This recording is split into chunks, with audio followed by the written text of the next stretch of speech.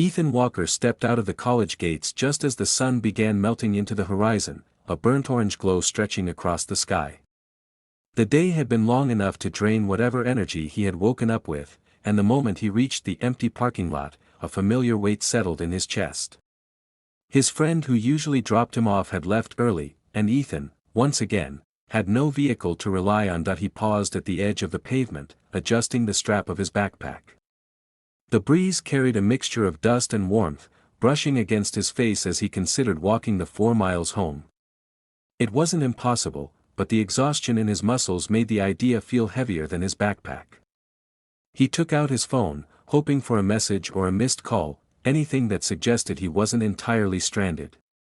Nothing. Ethan exhaled slowly and stepped toward the roadside, standing beneath a flickering street lamp that hummed with an almost comforting monotony.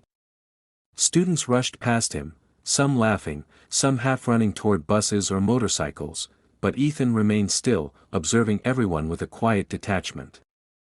It wasn't loneliness he felt exactly, it was more a sense of invisibility, as if he drifted through each day without a clear shape or purpose. A car engine approached from behind, breaking through the scattered noise around him. Out of habit, Ethan stepped aside, he wasn't expecting anyone to stop for him. But the car slowed, headlights dimming as it rolled to a gentle stop right beside him, the passenger window lowered. A girl leaned toward the opening, her warm brown eyes catching the small street lamp glow. Her hair was braided in neat rows pulled back into a low bun, and she carried an expression that balanced confidence with kindness. "You need a ride?" she asked, her voice smooth, almost musical. Ethan blinked, caught off guard. He glanced behind him to make sure the question was meant for him and not someone else. No one stood nearby, and she was looking directly at him. I don't want to trouble anyone," he said, instinctively shrinking back. She gave a small, friendly smile. "If I didn't want to help, I wouldn't have stopped." Her tone wasn't pushy, it was steady, certain. Ethan looked at her again and, for a brief moment, wondered why the gesture felt so unexpected. "I'm Zuri," she added, tapping her fingers lightly on the steering wheel. Zuri Adebayo. Her name suited her. It carried rhythm, something bold, like sunlight cutting through clouds. "I'm Ethan," he said, finally stepping closer. "Ethan Walker."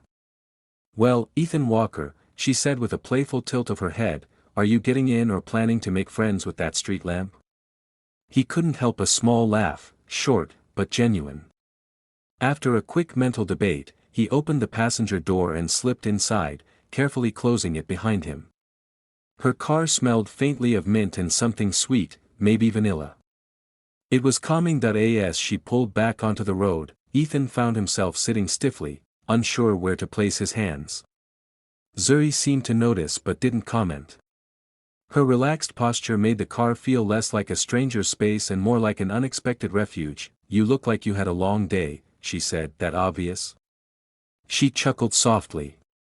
"You looked like someone who needed a moment to breathe." Ethan stared out the window, watching the streetlight streak past. "College was a lot today." "College usually is," she replied. "But it gets easier when you meet the right people." There was something comforting about the simplicity of her statement. Ethan found himself nodding, though he didn't fully understand why it felt profound. "So, what's your major?" she asked, shifting the conversation. "Graphic design. I like creating things that speak without needing words." "That's beautiful," she said. "I always admire people who can express themselves like that." Ethan glanced at her, surprised by the sincerity in her tone. Most people reacted to his major with polite indifference, but Zuri sounded genuinely impressed. "What about you?" he asked. "I'm not a student," she replied. "I work nearby. My shift ended early today, so I thought I'd take the long route home." "A long route that involved picking up random stranded students?" Ethan said, unable to hide a small smile. "Exactly that." The conversation flowed easily after that, threading through harmless topics: music, favorite foods, random pet peeves. Zuri spoke with a blend of humor and calm intelligence, making each moment feel unusually light. Ethan didn't feel the need to perform or pretend, he simply responded, quietly surprised by how comfortable he felt. At one point, while she talked about a funny coworker incident. Ethan studied her profile. The gentle shape of her smile, the way her eyes softened when she laughed, there was warmth in her presence that he hadn't realized he needed. She seemed like someone who moved through life with intention, someone who offered kindness not because she had something to gain, but because she believed in giving it. The car slowed. Ethan blinked and realized they were already approaching his neighborhood. Time had passed quicker than he expected. In fact, he wasn't ready for the ride to end. "Is here okay?" she asked, pulling up near his street. "Yeah, here's good," he said, though the words felt heavier than they should. Ethan unbuckled his seatbelt but didn't reach for the door right away. Zuri noticed. She didn't rush him. "Thank you again," he said finally.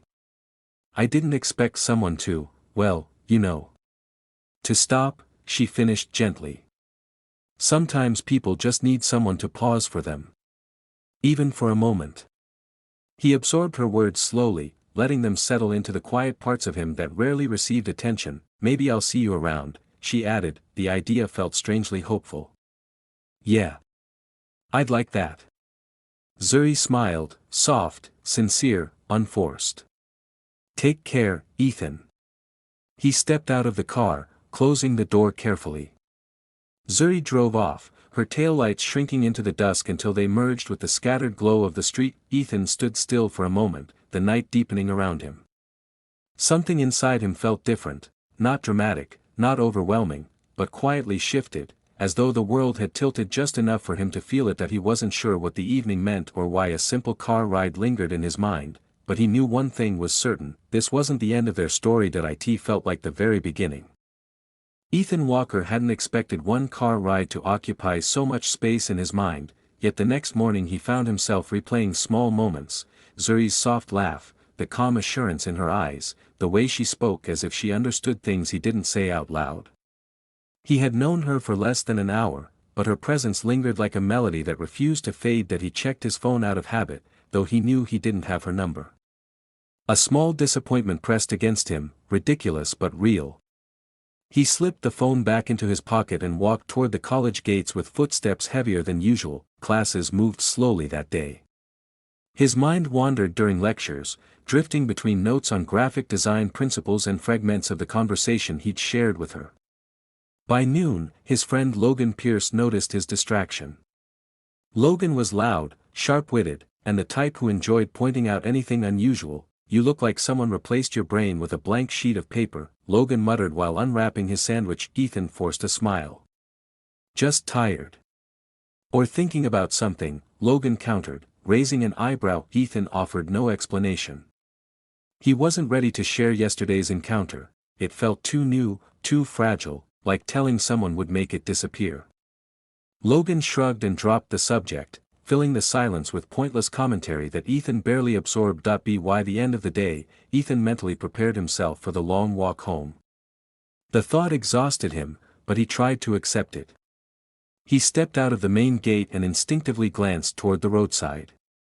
A part of him hoped to see familiar headlights even though logic told him it was unrealistic. Then he saw her. Zuri stood beside her car, leaning casually against the door, arms crossed and a quiet smile playing on her lips. She looked like someone who had been waiting without impatience. Ethan froze.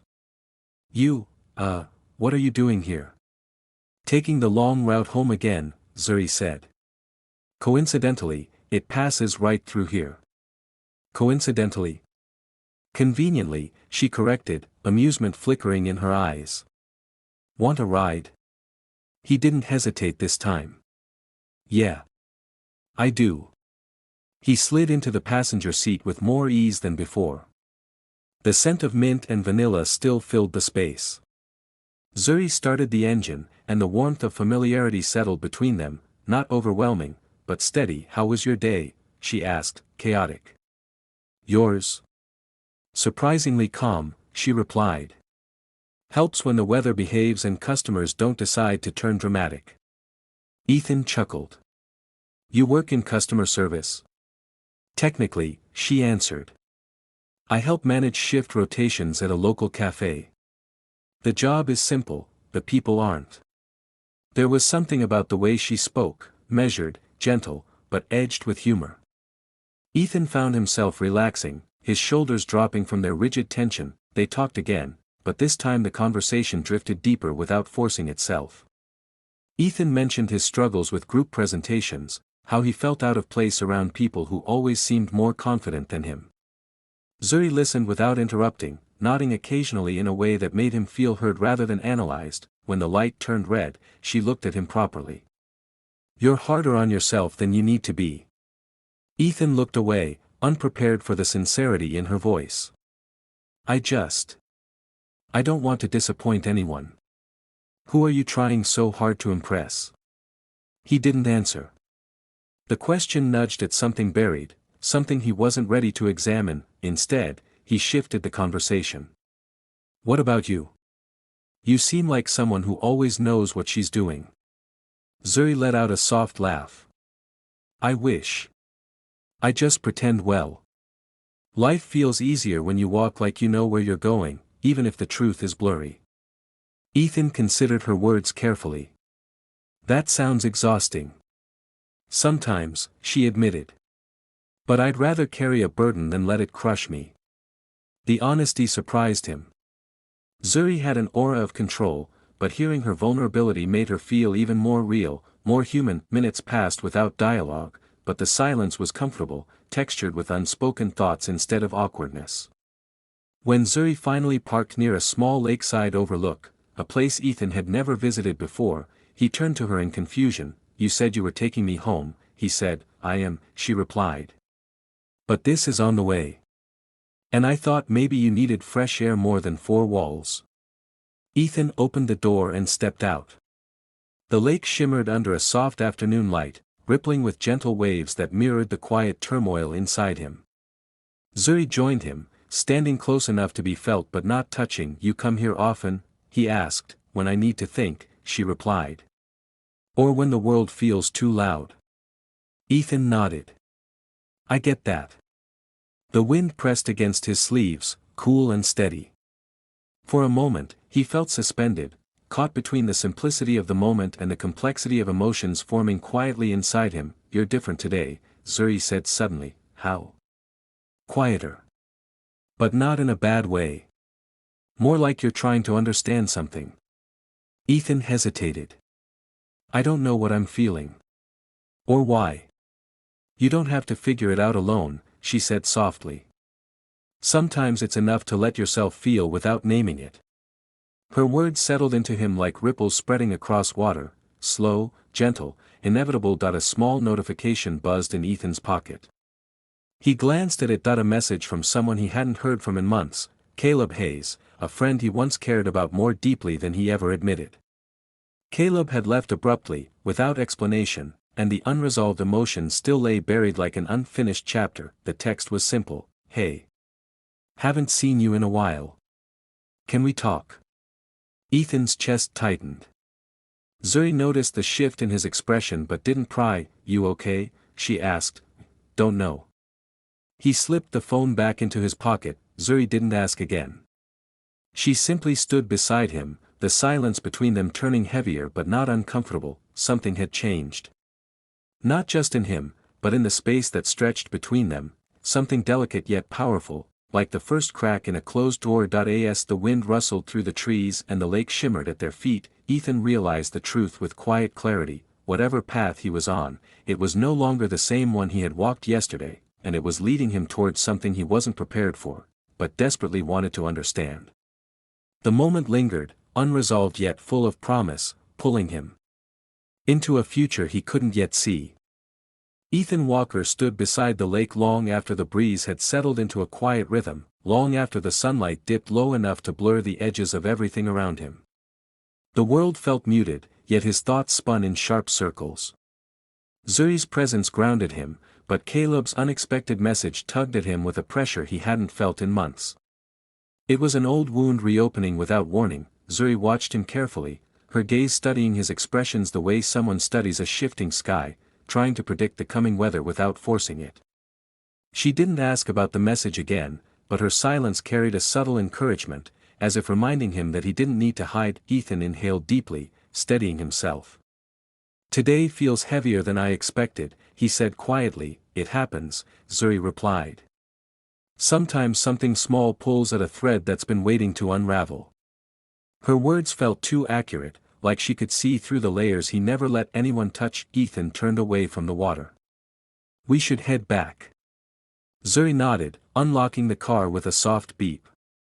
As they drove, the world outside blurred into a wash of fading light and indistinct shapes. Ethan's thoughts drifted between past and present, Caleb's sudden reappearance, the unresolved tension between them, and the strange, warm connection forming with Zuri. The two feelings collided inside him, refusing to blend. Zuri finally spoke, her voice calm. Who was the text from? He hesitated but chose honesty. Someone I used to be close with. Close how? She asked, her tone neither intrusive nor judgmental. Emotionally, Ethan answered, choosing the safest word. He was important to me once. And then he disappeared. Zuri absorbed that quietly. And now he wants to come back. I guess so. Ethan expected jealousy or irritation, but Zuri simply nodded, her expression thoughtful rather than threatened. People return for different reasons. Sometimes because they miss what they lost. Sometimes because they don't want to face what they caused. He turned to her. And sometimes? Sometimes, she said softly, they come back because they can sense someone else is taking the place they abandoned. The comment made Ethan's breath catch. There was no accusation in her voice, just a subtle truth hiding between the words. They reached his street sooner than he expected. Ethan stared at his house, dimly lit from the inside, but didn't reach for the door handle. He felt pulled towards something he didn't know how to name. Zuri waited, patient as always. You're thinking loudly again. I'm confused, Ethan admitted. About everything. It's okay to be confused, she said gently. What matters is whether you avoid the confusion or walk through it. Ethan swallowed. I don't know which direction to walk in. Zuri looked at him with a softness that made his heart tighten.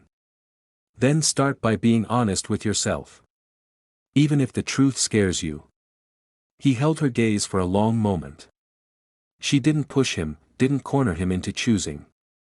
Instead, she offered something gentler, space to understand his own heart. I'm glad you're in my life, Ethan said quietly, surprising himself with the intensity behind the words. Her expression warmed, almost imperceptibly. And I'm glad you let me stay. The simplicity of her response made something inside him loosen, an unspoken knot that had been tightening for years. That he finally opened the door, stepping out of the car. Good night, Zuri. Good night, Ethan, she said, her voice lingering like the final note of a song. That he started toward his front porch, but halfway there, he stopped and turned back. Zuri was still parked, her silhouette framed by the car's soft interior light. She didn't drive off immediately, she watched him with the same careful attentiveness she always showed. Ethan lifted a hand in a small wave. She returned it before finally pulling away, her taillights glowing a gentle red as she disappeared down the street. Inside his room, Ethan sat on the edge of his bed, staring at the message from Caleb still glowing on his screen. Can we talk? The question felt loaded, like a door he wasn't sure he wanted to open again. That he typed out a reply but hesitated before sending it. His fingers hovered above the screen as the weight of the moment pressed into him. There was a version of himself that once would have answered instantly, desperate for closure. But that version of him no longer felt complete. Not after Zuri.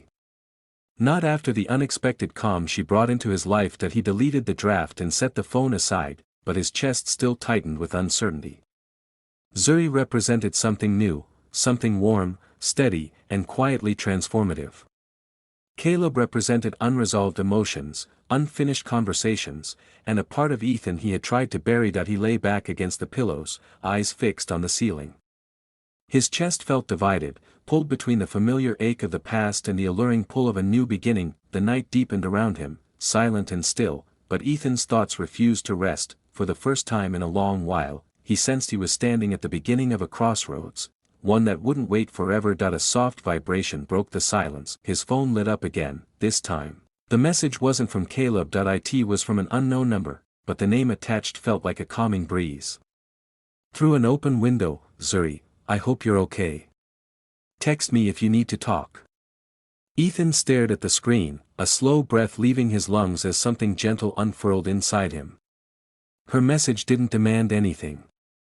It simply offered a place to land that he typed back one word, simple, honest, unguarded, thank you.